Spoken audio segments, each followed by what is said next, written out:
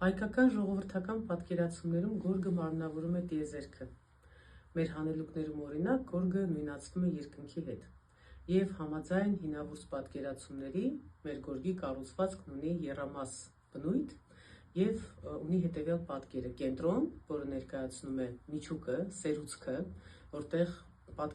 տեղադրվում են հիմնական խորհրդապատկերները, տիեզերամերձ տարածք, որտեղ տեղադրվում են կենդանիների, մարդկանց, տիեզերական առարկաների, լուսատուների օրինակ պատկերներ, եւ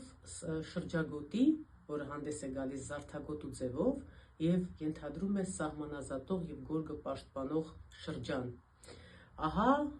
մեր գորգի մասին հսկայական տեղեկությունից մի փոքրիկ հատված, իսկ ավելի մանրամասն գորգը կարող ենք ուսումնասիրել, ճանաչել, գորգի սրբազան լեզուն փորձել կարդալ հայկական